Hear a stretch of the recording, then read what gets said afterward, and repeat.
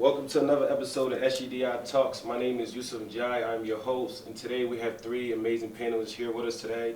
I'm going to let them introduce themselves first, and then we're going to bring it back to the top and introduce the topic.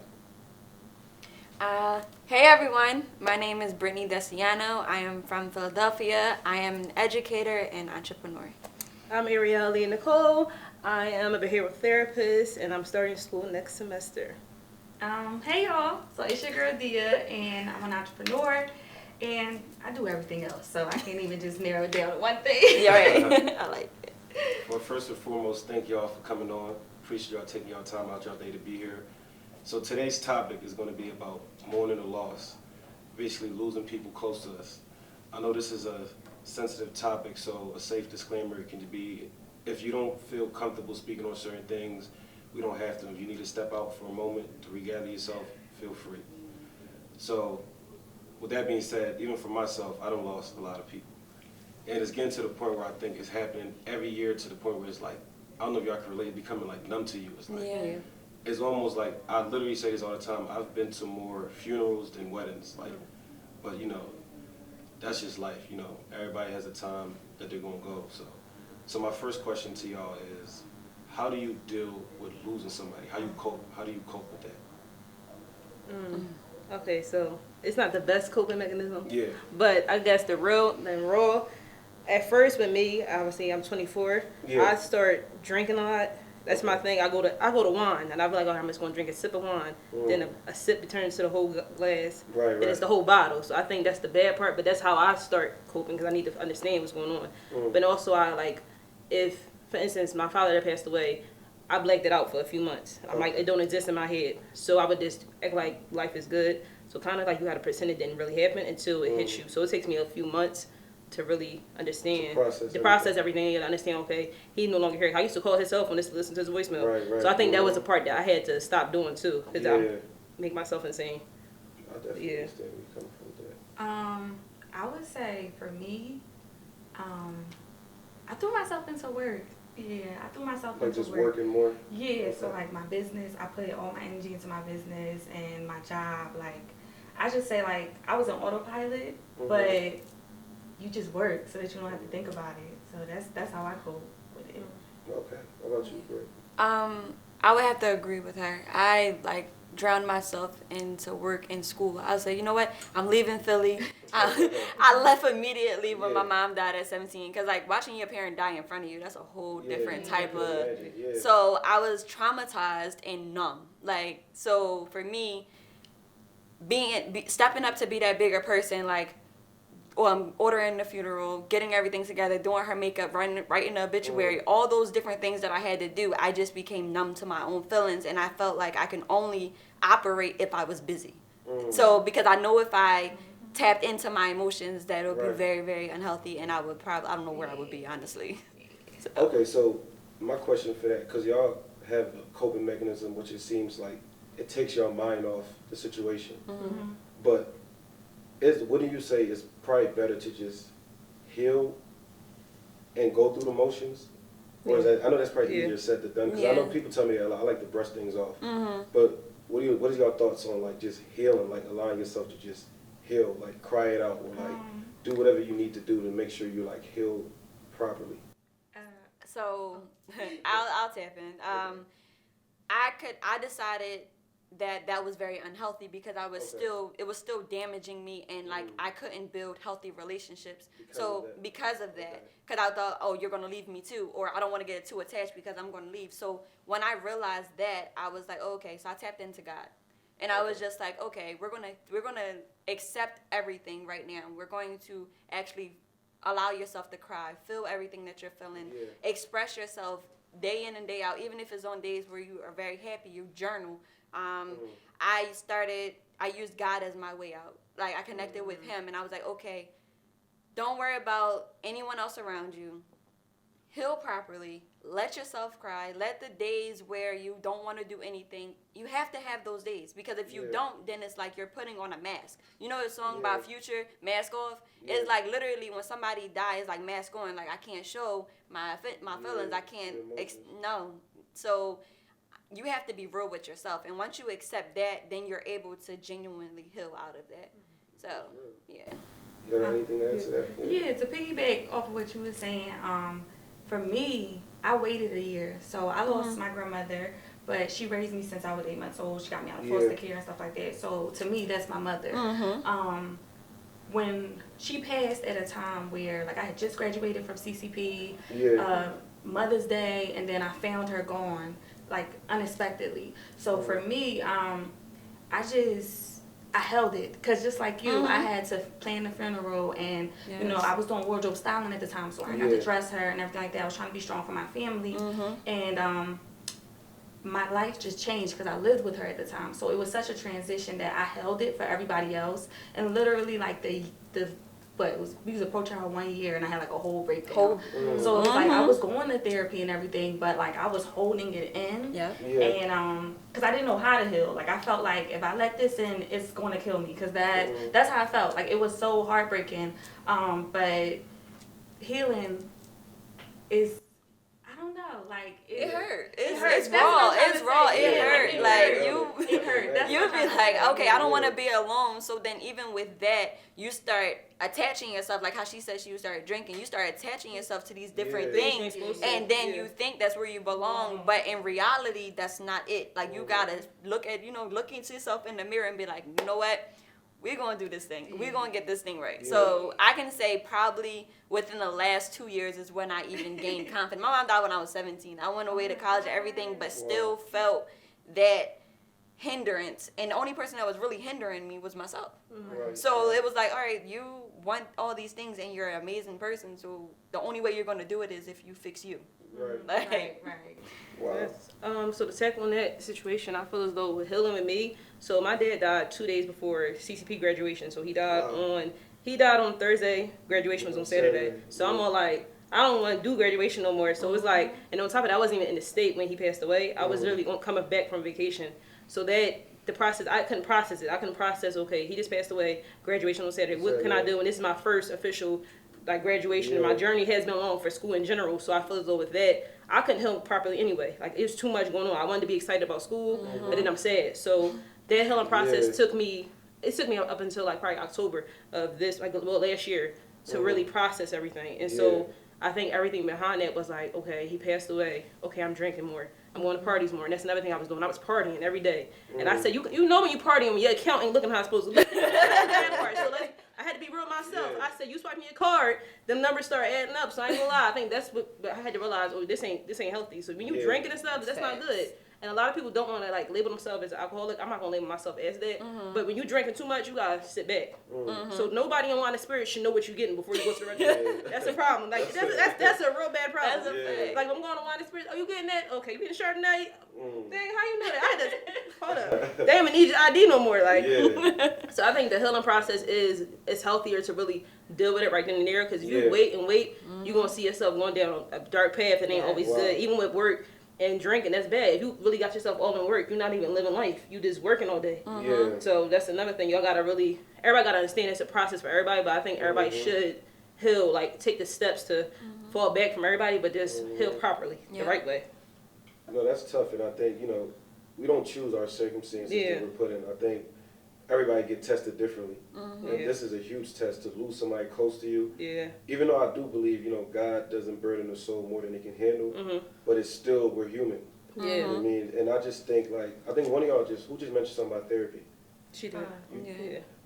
Is that something y'all would recommend, or do y'all do therapy? I do therapy, Okay. How important is therapy, though, for somebody who lost somebody close to them?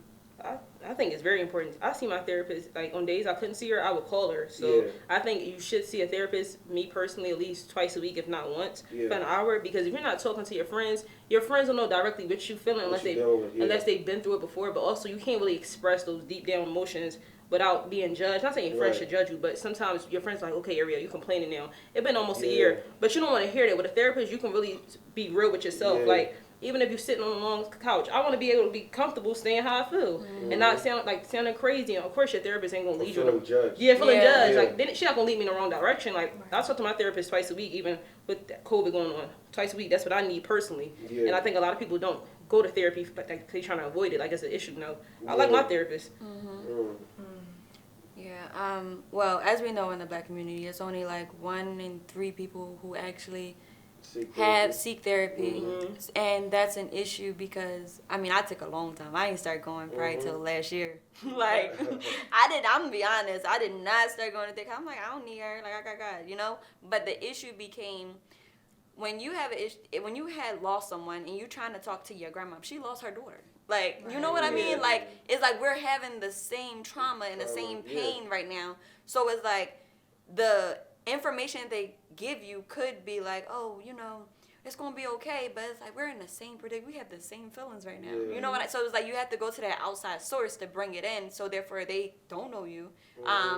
It's a complete different third string of a relationship to be able to express yourself. So like she said, you can be genuine, like you can be yourself, your full complete self, and what can they say? Like, you know, it's your story, it's your pain. But I think that therapy is important. It helps me. It even helps me like with my son. Like it helps with a lot of different areas of my life. And I think I'm not against it. So I'm not against it. I was for a long time. I would be honest, but no. Just to piggyback off what you guys were saying, I would definitely say it's essential. For me, I was in therapy. My mom passed 2018, so 2017 is when I first started, and she was the one who actually told me I needed to go because I had PTSD from a situation where I was attacked. So I would say it's very essential because when my mom passed, it triggered my PTSD. I never even knew that like seeing a dead body could be traumatic. So I would thank God for my therapist all the time, and I'm still in it. And I was lucky enough to have a Black therapist, Black female therapist. So I felt comfortable to just share with her things that I couldn't share to my friends and I couldn't share to my family, because I remember I just kept saying like I knew there would be no one that could really help me through this process, but it felt good to have somebody that wasn't my friends, because like my friends, all they could do is like, it's gonna be okay, like they can't really say anything. So just to have somebody that give me like good coping techniques, and just to be able to vent, like if you don't feel like coming out your house today, it's okay. If you want to cry, like it's okay. So it was really cool to just have a therapist during that time. So that's why I say it's essential. I'm actually glad y'all spoke on therapy, because I feel like for some reason in the Black community, there's a negative connotation that comes with us seeking therapy. You know, as Black women, sometimes y'all personality can be used against y'all. Y'all supposed to be strong, dominant, independent, and sometimes people forget like everybody has a soft spot, and like it's always important. That's why I say it's important to always check on your strong friends, because sometimes people can be crying for help, but you wouldn't know because they're not naturally, you know, comfortable coming to people or speaking on their problems or dealing with it in a certain way where like they're showing emotion. So, and it even makes me think about like, I can only imagine, like you said, you was traveling. You wasn't even here when your dad passed. Like, how does it even feel hearing a news that somebody passed? Like, what is your initial reaction when y'all hear that? Just a phone call, like somebody close telling you that somebody you know has passed. What is that like for y'all? I think it's really like you in shock. So like first of all, I was on a plane coming back. So before I could even like get the processing, I'm on a plane like, what did my mom just say? Like she didn't just say that. So I couldn't even call her back. So I'm all like, okay, we got to hurry up and get to the next location, because I'm like, okay, this is too much. So it was like you was in shock, and then I had to call her and verify it. So I couldn't even start crying because I still didn't see it. So I personally feel as though with me, because I dealt with my grandma passing before my dad, I feel as though I wanted to see it myself. Like he didn't really pass. Like I kind of denied the fact that in the denial stage. So I think when you hear that news, you're in shock. You don't know what to really do. You want to cry, but can you really cry? Because it's true. Wow. So your mom, you playing games with your mom, like. Piggyback off what you were saying. I've never really lost anyone too close to me. Like even when my dad died, it wasn't like oh my God, when I heard the news. So typically I'm like, oh, somebody died. But this time around, having to give the phone calls, it was different. It was hard because like I was in shock. So even just saying the words like, she dead, I was very dramatic. I was like, she gone. Like, some people do. That's the part that get me. How they got? Oh, your friend just got killed. I'm like, yo, hold up. I was though. So like with my best friend, we talk about it because I had to call everybody. They like, we will never forget the scream that you gave over the phone. Like we will never forget that. Even my uncle was like, when you called it, the scream, the way you said it, like my heart just dropped. And I'm like, really? I said it like that? Like you don't even think that you said like that. Yeah. So giving the calls was like the hard part though, because your mind you don't think about yourself. You think about everybody else around you. Right. So. Yeah, I definitely agree. I had to give the calls as well. So it was just different. And then not only that, like, you know when you make the cards that you gotta hand out? Yeah. It was just like, oh, well, this is for my mom. And they're like, what? Like, you know, you just gotta take it. And you be like, then the one thing that I had to learn was when someone be like, oh, sorry for your loss, and you have to say thank you. Like, what? Like, why am I thankful for that? Yeah. Like, you know what I mean? But it's the sign of the respect of just the commentary that is normally given. But in my head, I'm just like, what am I saying? Thank you for it. Like, I'm not thankful. Like, I don't want to talk to you, but you're saying this. You ever hear that? Like, literally, when we go to funerals, they go like, oh, sorry, you greet the family, sorry for your loss. And they be like, thank you. You just be like, I didn't even say thank you. I didn't. I was just like, I didn't say anything. Because you don't know what to say. Yeah. You don't know what to say. I just feel like, I'm off. Do y'all like sympathy though? Like in a way, because I mean, like I'm the type of person like I need to be by myself. I need time to myself when stuff happen. And some people may want to be around a lot of people to like cope or like be around loved ones. Like what works for y'all better? Like actually, I think sympathy for me worked. I think when I was by myself more, that was like I was like fighting my own. I don't say demons, but fighting my own demons basically. Like, but I feel like some of my friends, and I try to downplay them. They didn't know how to handle somebody close to me passing. So I would feel some type of way. Like you ain't reach out to me today. You ain't text my phone. I probably think that. People should text you a little bit, like, hey, how you doing? Just checking up on you, even if it's recent. I think that's better than you being alone. Because if you're alone, ain't nobody checking up on you. Anything can happen. You can go. You can be suicidal. You can just do anything. So I think sympathy is definitely a good thing. And then just having friends to check up on you. Like one of my friends used to bring me food every day. Not saying like the food helped, but I didn't want to eat. I didn't want to sleep. So she would bring food. It's consideration. So some of my friends, they didn't do that at all. So you also got to see that. When something bad happens, you got to see your real friend. You see your real friends. Because if your friends allow you like to go drinking and partying, and some friends like, Ariel, you know, you're doing too much right now. You gotta think about that. Like your partying friends ain't your real friends sometimes. You gotta reevaluate your life. Yeah. That's a good point. Yeah, so when it for me when it came to dealing with sympathy, I felt like my support system was really, really good. So I mean, I was accepting of it, but I don't know, like It's not much of a big deal. Yeah, I think because I was just so numb and just kind of just on autopilot, when people would say like, I'm sorry for your loss, or, you know, people would come to the house, I just was not stare at them, but like, yeah, okay, like, but, you know, so I can't really, my friends was there at the house every day. Do you care? You know, a lot of people, this brings so many people. Does it matter if people come that you don't know too, or no? It didn't really matter. No. I don't really want sympathy. I prefer empathy. For me, I always, and it happened, and seeing so many funerals, and especially with my mom, everyone's like, oh, I'm going to be there for you, this, then, the third, and 2 weeks later, there's nobody there. So it's like you have to just understand, like for me, I leaned on the relationship that I was in. So like I was just giving, because I just wanted to be around people. And once you understand that those are not your people, then you don't really care to really be around a whole lot of people to cope with anything. You just understand it's through action. Love is through action and is unconditional. So you actually see and pick up on who's actually just checking up on you, who's actually just popping up, who's actually just like, all right, well, you getting out the bed, so let's go. You know what I'm saying? Like, especially when they know and hear those triggers or in your voice and different things like that. So I have like 2 friends now. Like, and I'm cool with that. That's allowed in my personal space.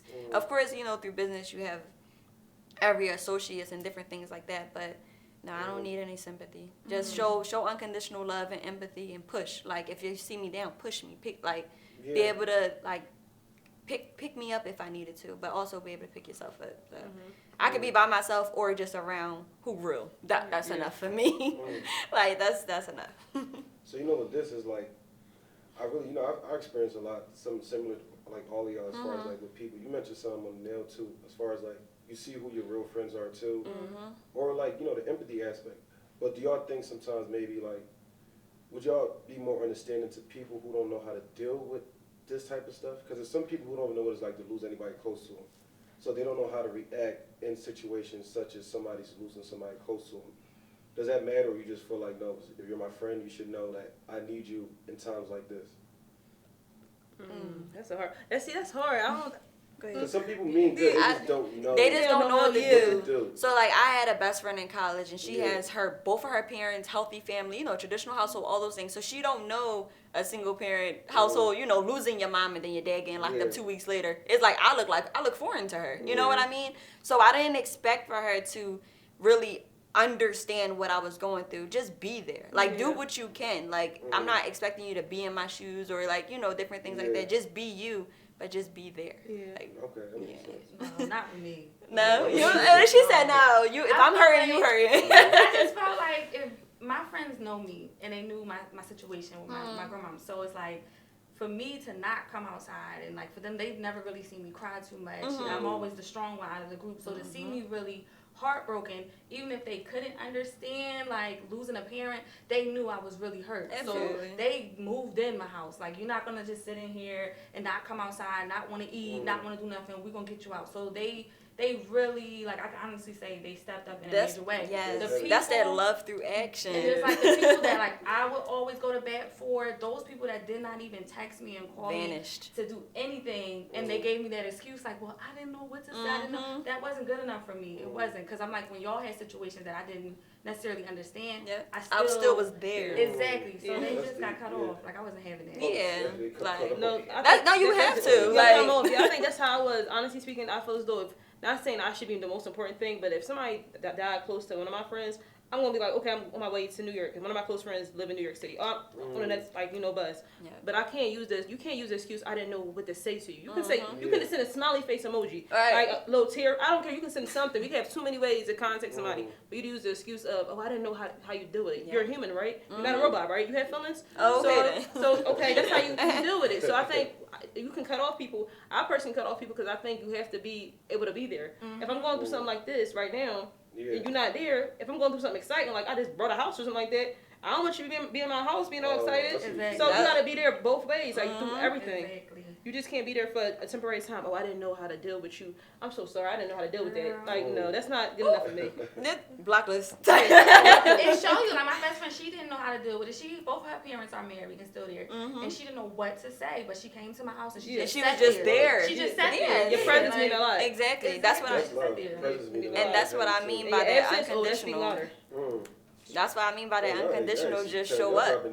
Yes, like literally, like. Wow. So to wrap up though, I would want y'all to just leave it with this though. Because first and foremost, thank y'all for even sharing y'all stories and giving insight on this topic. It was sensitive, but at the same time, I think it can uplift somebody out here that's watching this. So what is one advice y'all would give to somebody that's moaning a loss right now, that feels hopeless and have nobody to talk to? What's one advice would y'all leave them with? Think about that one. That was a good one. The one thing that I think I should have thought about, honestly speaking, you need to heal. You talked about healing earlier. You have to really heal. If it takes you just to be by yourself for a few weeks, do that healing. Because if not, it's going to not hurt you in the long run. You're going to be confused about your emotions. You should really just have your emotions come all out. Even if you're crying for 3 days at a time, that's fine. Let that process start. Because if you don't start the process now, it's going to hit you when it's not supposed to. So I would say heal properly the right way. Even if it's seeking therapy, just don't, drink. Don't go to work. Do different things to make you heal the right way. To piggyback off of that, where you said attach yourself to things that will help you grow, that will allow you to see light, that will bring you more to your future rather than your past, and staying in your mess. Like heal, accept what's going on, and move on from it. Like not move on for it, like get over it, but like actually in place, put yourself in place to be a better you for that person. Use that pain as fuel. Like we used it to start businesses. We used it to go to school. We used it to make sure we raise our children and different things like that. So understand that you still have a life as well, and you have to carry out your mission. So heal, process, and move forward. I would just say lean into your grief. Like one thing I regret is stalling for a whole year before like truly feeling it and letting it in, because I got to really see how strong I was. Mm-hmm. Grief is sad, but it really teaches you about yourself Mm-hmm. and the people around you, and to let go of that notion that time heals everything. Like, it gets better with time. I hate that, because it doesn't. You just learn to live with the pain. Mm-hmm. So that would be my Yeah. advice. Turn that pain into fuel. Yeah. Turn the pain into fuel, because it's never going to leave. Yeah. I'm telling y'all right now, ladies, y'all helping somebody right now. Y'all really helping somebody. Thank y'all so much. And to the viewers watching, I'm going to make sure I put their Instagram handle out so they can feel free to reach out to y'all. And you said something about you ain't know how strong you are, right? Yeah. Because sometimes you don't know how strong you are until being strong is your only option. Thank y'all so much for tuning in. Make sure you like, comment, share, and subscribe. See you next time.